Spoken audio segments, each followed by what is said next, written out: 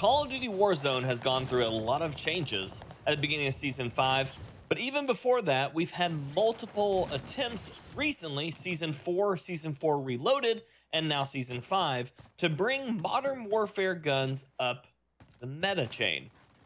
I'm kind of looking at the idea of why that might be and what it really means for how Warzone plays.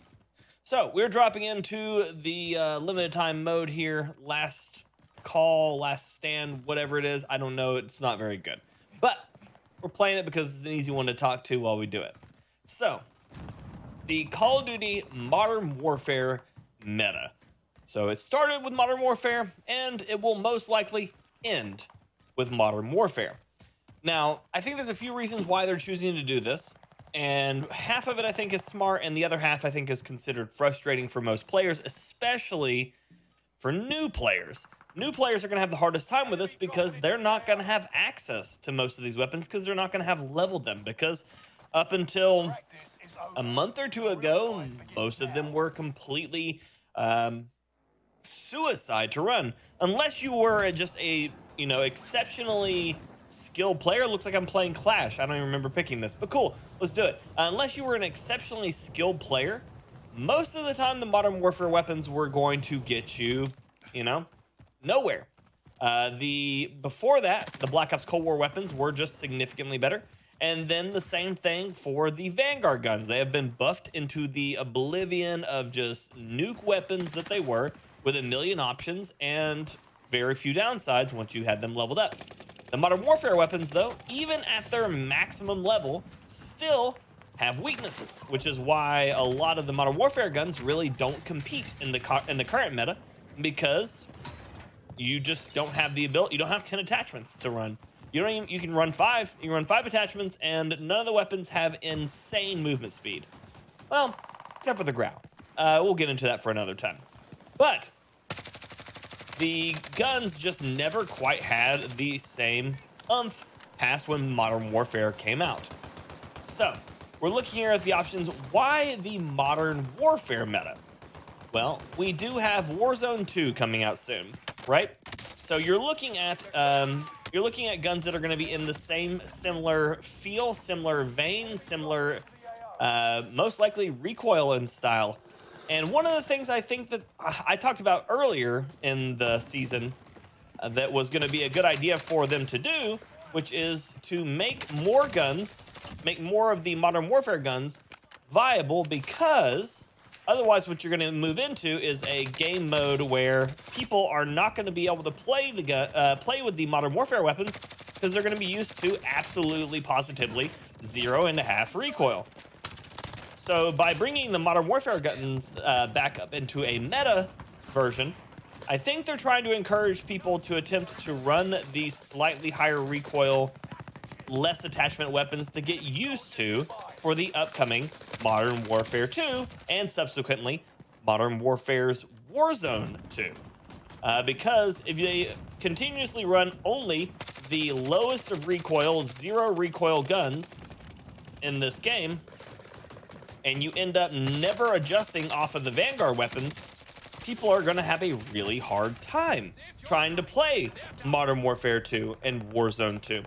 So I think by attempting to rebuff these weapons, not only are they reacclimating people to selecting the Modern Warfare weapons with less attachments and getting used to having less attachments to their guns, but they're also getting people used to the feel of the weapons themselves.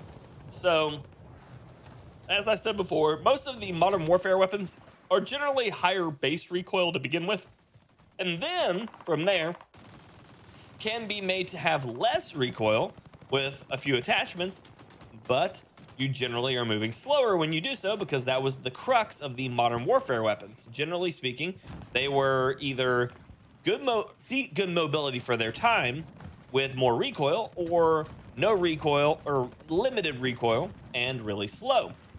And by seeing these guns being buffed up slightly, they hit the P90 most recently, which you see is my secondary. They hit the Growl most recently, which is also on my loadout right now.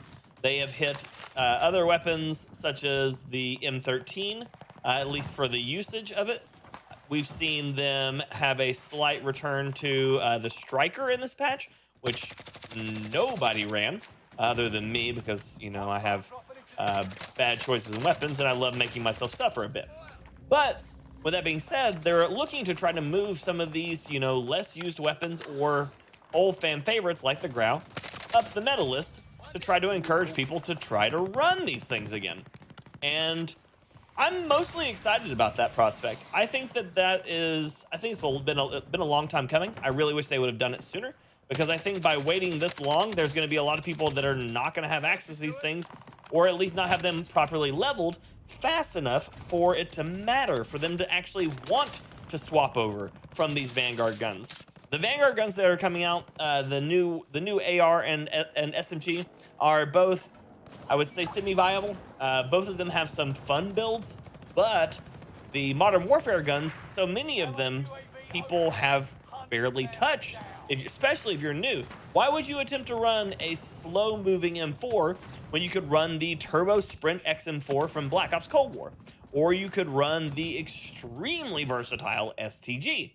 So I think these are not going to be even the last buffs we see. We're probably going to see, even in the mid-season and maybe even sooner than that, probably more Modern Warfare weapons see some love and attention. And I'm okay with that.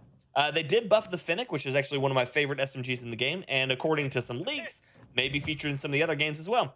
And I'm imagining there's going to be a lot of these guns that they're currently adjusting right now that we're going to see coming back in Modern Warfare 2 and Warzone 2, as I think this is going to be a solid testing ground for them to attempt to adjust the numbers. And if it's not these guns, at least guns with similar numbers, so they can kind of get a feel for how the game is going to play for Modern Warfare 2 with these style weapons, this style movement, number of attachments, and overall damage numbers. Because realistically, let's be honest, Warzone 1 right now feels like a test bed for what Warzone 2 is going to be. And it has felt that way for a good minute, because they continue to make more and more adjustments that we just never really asked for. Some of them have been great, some of them have been less than great. Like the return of the Season 1 style of Gulag, which I'm super excited for. I've been having a significantly better time in the Gulag, even when I lose, because I feel less robbed. But they are looking at the option. They are looking at what they have, and they are looking and making adjustments. And I like it. I think it's cool. But right now, what is your #1 go-to gun in Warzone? And if it's a Modern Warfare gun, why are you running it?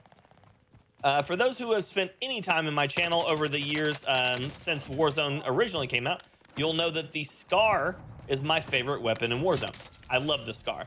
It makes me happy. I enjoy it. It's a lot of fun. It feels good, and it is a very skill-reliant yet skill-rewarding weapon. And I would say that the Scar will remain my favorite weapon all the way up until Warzone 2. And I don't see any reason why not, because the thing is just fun. But if you have a favorite Modern Warfare weapon that you're still running, I'd love to hear about it. I'd love to see what you have, because I'll be honest with you, I don't see enough of them anymore. I really don't. And it'd be exciting to... Oh, he had Hunter. That makes sense. It would be exciting to see what you all have. Maybe I'll even run some of the builds, or if you'd like to see me cover any of them in one of my meta or miss videos, I'd love to hear about that as well, because I'd love to hit one of them for you and show you what I can do with it.